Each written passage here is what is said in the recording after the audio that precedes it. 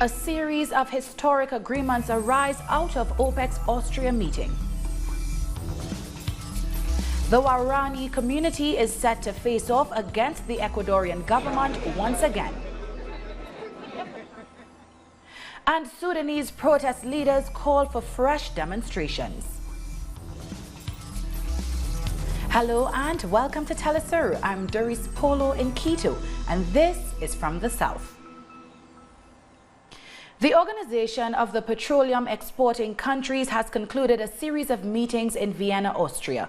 The 24 countries that make up the OPEC and non-OPEC group signed a historic cooperation agreement pledging to continue cutting oil production by 1.2 million barrels for 9 months. A further agreement was signed to ensure permanent dialogue between member countries in order to both monitor and defend the oil market. In doing so, OPEC sent a message to the world that through dialogue, collective objectives can be achieved while respecting national sovereignty. The group also confirmed the re-election of Nigerian Mohamed Barkindo as Secretary General for another 3 years. It's about the stability. The signing of a further 9 months sends a message of the stability of this organization. This gives certainty to everyone, not just the oil producers, but to consumers as well. I think that the main message sent from this meeting is that in groups like this, countries can work together despite their differences. When there's a common objective, these differences are put aside, and we can advance in the interests of everyone and each country. I think that's the main message, and with the extension of this production cut, these countries have shown they can work together. Venezuela's Attorney General has announced that 2 officers attached to the Directorate General for Military Intelligence have been arrested for their links to the death of Rafael Acosta Arevalo. The death was first reported by the public prosecutor on Saturday. Acosta Arevalo had been arrested for attempted terrorism, rebellion and murder due to his alleged participation in the attempted assassination and coup against President Nicolas Maduro. Attorney General Tariq William Saab ordered an investigation resulting in the pre-trial detention of the 2. The pair has been charged with manslaughter, but the case is ongoing. Meanwhile, the president of Venezuela's National Constituent Assembly has said he fully supports the ongoing investigation into Acosta Arevalo's death. We condemn this event. We condemn any act through which ideas are imposed through violence. So we support the investigation requested by the President to the Public Ministry about the events occurred with Mr. Rafael Acosta Arevalo. These events need to be clarified before the country and before the world. The position of our government is entirely against using such methods. In the end, we will prevail, and at the end of all of this, we will surely win. Continuing in Venezuela, the country has agreed to begin normalizing diplomatic relations with Germany. In March, the government declared the German ambassador Daniel Kriener persona non grata after he went to the airport in Caracas to meet opposition figure Juan Guaido. President Maduro has authorized the ambassador's return to Venezuela to, quote, build an agenda of mutual interest on the basis of respect. The agreement to restore diplomatic dialogue channels was reached at a meeting in Berlin. The Iranian government says it has enriched uranium beyond the limits established in the Iran nuclear deal as a response to the United States reimposing sanctions. It says European countries need to do more to preserve the deal. Just as the President Hassan Rouhani announced last May, Iran has accelerated its uranium enrichment. As I was informed, Iran has exceeded the 300 kg limit of enriched uranium. We announced this before, and we have been transparent about by saying what we will do. We will act in accordance with what we announced, and we consider it our right, as reserved in the nuclear deal.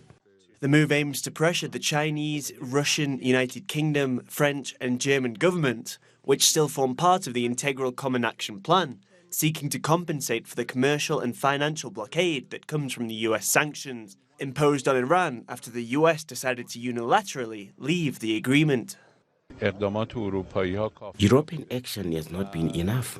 As such, the Islamic Republic will continue with its plans, as announced previously. We are in the process of starting our first action phase to increase our enriched uranium reserve as well as our heavy water reserve. We have already announced our second action phase, which will exceed the enriched limit by 3.67%. This will be our next step. The ultimatum given by Iran expires next Saturday. Meanwhile, recent negotiations in Vienna with those countries that still form part of the nuclear deal haven't met Iranian expectations. Analysts say that the consequences of not reaching an agreement could end in disaster. It would probably be a never-ending battle or a very long battle. And I think it's because this regime in Iran has felt threatened by the U.S. from the moment of its inception. So it's had 40 years to prepare for the possibility of war with the United States. Meanwhile, the Trump administration says that Iran is rejecting the diplomatic path. And I think now it's very clear that this administration wants regime change, whether it's through war or through economic war and sanctions or psychological warfare. However, Trump has approached the denuclearization issue on the Korean Peninsula differently. He decided to meet the North Korean leader Kim Jong-un, inviting him for talks at the White House. The Speaker of the Iranian Parliament, Ali Larijani, says U.S. policy on the nuclear issue is based on ignorance. Mr. Trump needs to understand that when you use the language of a bully against a civilized nation, they become more united. If Trump were to understand this notion, a lot of the problems the United States face in the Middle East would be resolved. But I doubt this, because to understand deeply the notion of civilizations itself requires a certain level of intellect. This is the root of their problems in the region. Today they behave in a chaotic way over the nuclear issue, and that is because they don't have this understanding. And our past experience of American behavior has helped us. After the break, the FARC party wants Jesus Santrich to ascribe to the commitments under the peace agreements. Don't go away.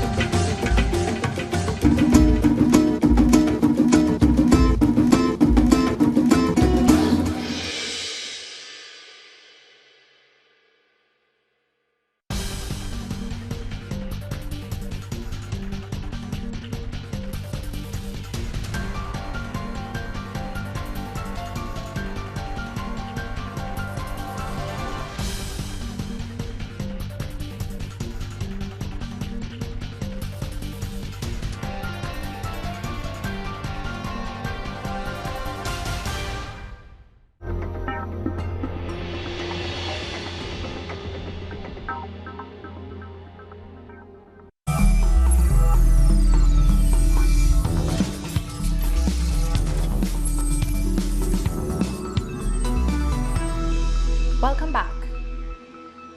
After a historic victory in protecting the Amazon rainforest from oil companies, Ecuador's indigenous Huaorani people have returned to court as the government is appealing the ruling.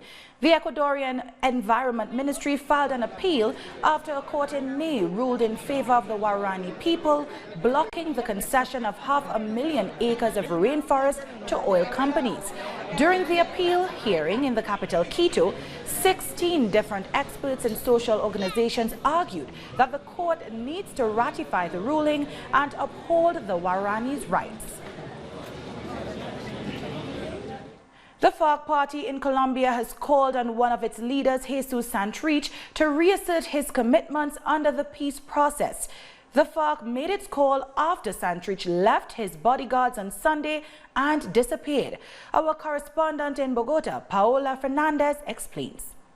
On Sunday, the National Protection Unit issued a communique which said that after the end of the night shift, the team that came on in the morning to provide protection for FARC leader Jesus Santah did not find him in his room, and that he had abandoned his team of bodyguards, which was made up of members of this protection unit and a number of members of the FARC party.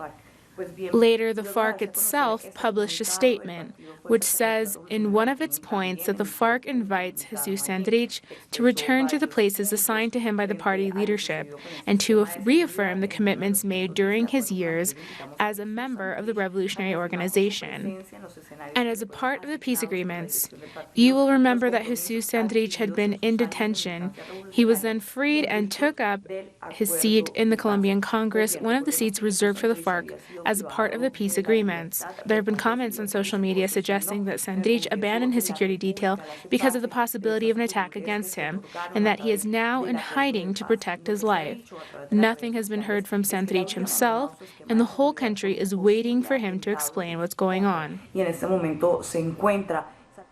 That was Paola Fernandez with that report. Shifting gears now, following his inauguration, Panama's new president, Lorenzo, has announced the creation of a new unit that will work on taking the country off the EU's money laundering blacklist and revive the economy. The International Services Competitiveness Unit will be created to coordinate all actions to remove and keep Panama off the blacklists and consolidate us as the best business center for services and logistics in Latin America. Supporters of Mexico's president, Manuel Lopez Obrador, have been celebrating 1 year since he was elected. Crowds gathered on Monday in the Zocalo Square in Mexico City for a rally, where the president gave a report on the progress made so far. Today marks a year of our movement's triumph. It was a victory for all our people. Our ancestors, from whom we have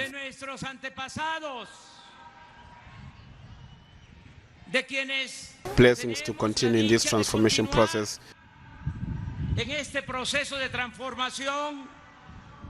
And to live to tell about it. It has been a triumph for Mexican children, boys and girls, to whom we have the duty to leave them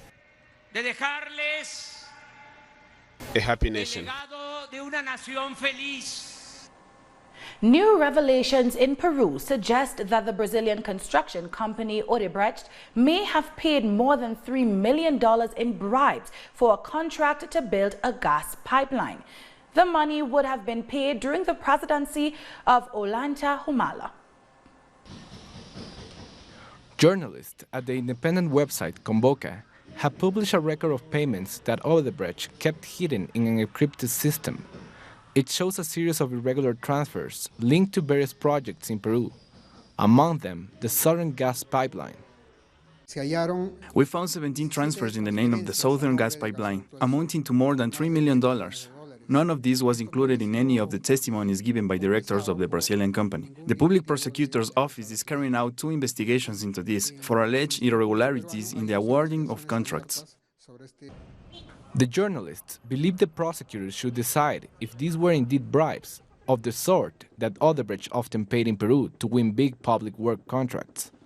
The construction of the Southern Gas Pipeline was valued at $7 billion. The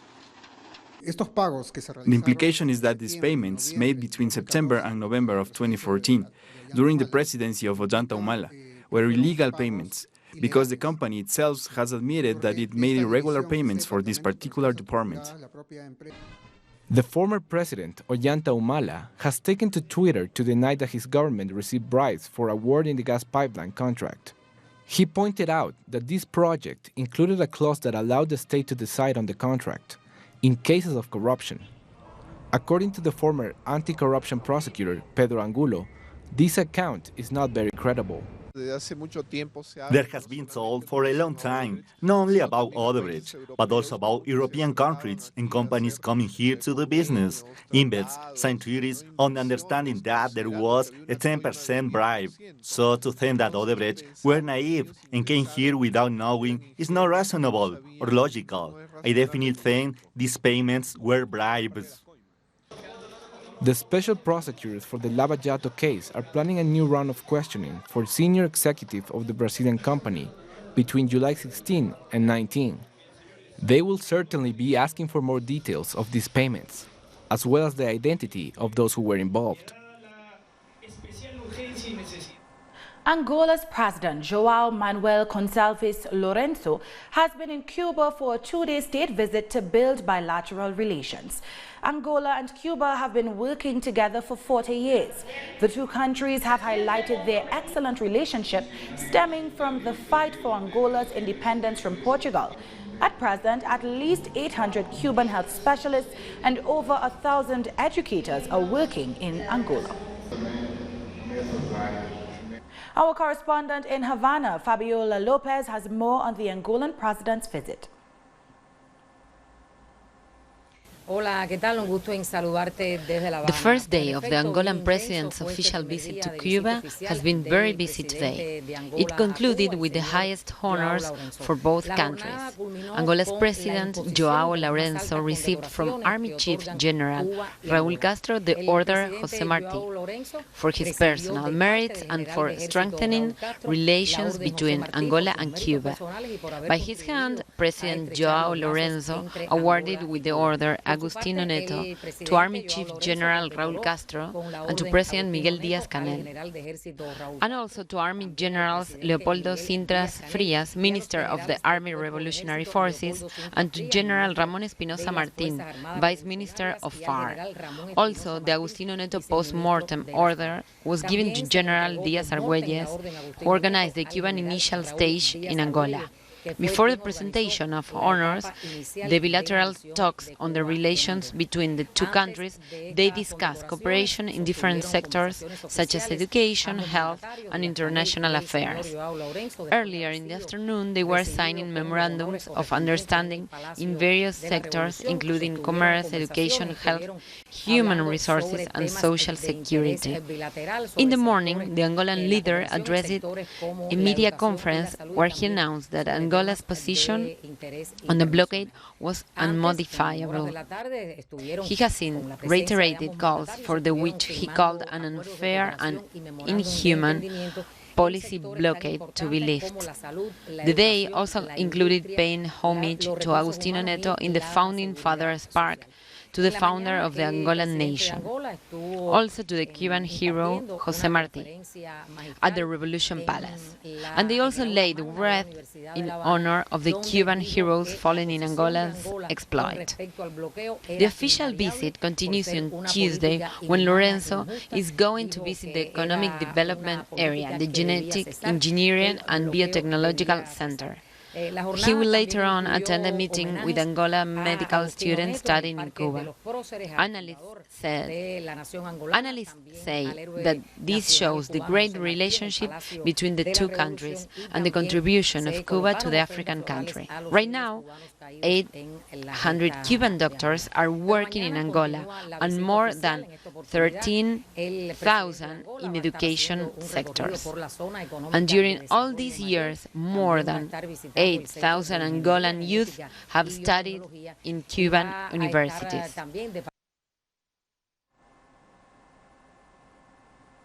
Jamaica's Prime Minister says while crime and the economy remain a serious challenge for the island, progress has been made on these fronts in recent times. Prime Minister Andrew Holness said this during his ongoing state visit to Cayman Islands. I'm not here saying that Jamaica is out of crisis, but Jamaica is recovering. Indeed, if you look at our GDP is just now returning to its 2009 levels, having gone through crisis. But we have some good news to report. You know, in 2013, our unemployment rate was 16%, and our youth unemployment was 32%. As of January this year, our latest figures show that our unemployment rate was 8%. Barbados police are following up on a report of a body found floating in the waters of St. Martin over the weekend. The unidentified body was recovered from Simpson Bay. Barbados is interested in confirming the identity of the deceased as 2 U.S. citizens disappeared on the island last Monday. New Jersey couple Oscar Suarez and Magdalena Devil had rented a jet ski and never returned. Meanwhile, Caribbean islands have joined the search for the 2 missing tourists. The Coast Guards of St. Lucia, Martinique and St. Vincent and the Grenadines were making checks along their coasts and around their islands over the weekend. Barbados called off its search on Sunday after it extended its efforts past 72 hours.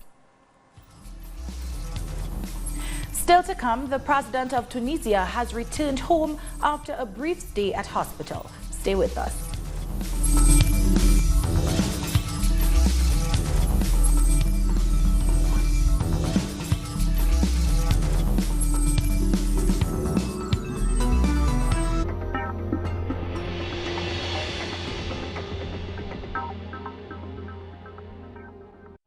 The Pakistani journalist Tariq Ali examines the mass media influence promoted by imperialism.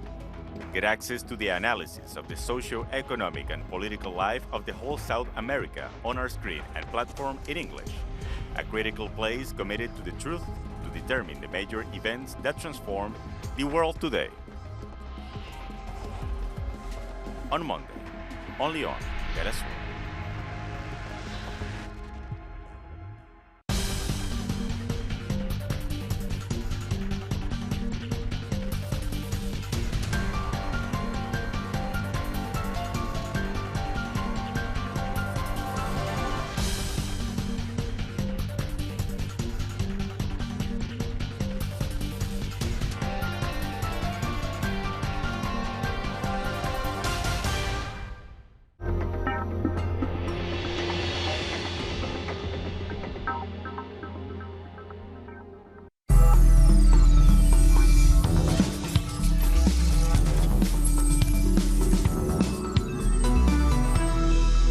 Welcome back. The Tunisian president Beji Caid Essebsi has been discharged from hospital. Essebsi is reported to be in normal health and will be resuming work in coming days. The president had been taken to a military hospital in Tunis on Thursday after suffering from a severe health crisis. Since his hospitalization, Tunisians have been demanding to know his condition on social media platforms. Protest leaders in Sudan have once again called for nationwide demonstrations to pile pressure on the ruling military council. The leaders announced a civil disobedience plan for July 14th, with strike action across all professional sectors, calling for the transition of power to a civilian government. They added that on July 13th, there will be a procession in commemoration of those killed so far in demonstrations. On Saturday 13 will be the March of the Meloni and this procession in the name of Arabaina massacre and the handover of civil authority in all regions of Sudan, in the capital and the region and villages of Sudan. And on Sunday 14 will be the day of civil disobedience and a comprehensive political strike in all professional sectors and popular, in the capital and regions in conjunction with the procession outside Sudan. More than 10,000 protesters are demanding that Catalan independence leaders elected as members of the European Parliament be allowed to enter the institution. Demonstrations have taken place outside the European Parliament in Strasbourg, France, denouncing its president for preventing 3 Catalan independence figures from taking their seats in the chamber. Carles Puigdemont, Toni Comín and Clara Ponsati were elected with over 1 million votes, but have been denied access to the Parliament because of their role in organizing the October 1st Catalan independence referendum in 2017. But unfortunately, some elected MEPs have been denied access to this House. 3 representatives of the Catalan people have been denied representation in this House. This House needs to stand up for democracy, needs to stand up for human rights. If this House doesn't value the votes of the people of Catalonia, then the credibility of this House itself will be undermined. So I ask you today, Mr. President, to make a statement on behalf of the elected MEPs of this institution and therefore reinforcing the value of democracy and human rights across Europe. Thank you, Mr. President. Our correspondent in Barcelona, Joan Ortiz Isera, has more. The protest organised by Catalan sovereignty organisations has just come to an end at the European Parliament. We were able to see Gonzalo Boye, one of Carles Puigdemont's lawyers, as well as Puigdemont himself, who, although not at the protest, was just a few kilometres away, not in France, rather across the border in Germany. He was unable to cross the border because of the great number of Spanish police which at any moment could have detained him due to an agreement between France and Spain, which stems from the era of ETA activity, allowing arrests in each other's territory without orders. Carles Puigdemont and Toni Comín's legal teams advised that Spain is willing to arrest them on French soil using that agreement. The European Court of Justice denied the independence leaders access to Parliament's opening convening session and attacked the decisions of Parliament's president, Antonio Tajani. It was a precautionary measure. The rejection means that right now they can't form part of the European Parliament. But it's not definitive. The court will look into the rules of the Parliament in much greater depth to decide whether they can or can't enter the chamber as members of the European Parliament. What's clear is that the Spanish police are hoping to arrest Puigdemont at any moment, but it won't be possible as he hasn't set foot on French soil. What's happening here is that some European institutions are denying 2 million European citizens their representation in the European Parliament.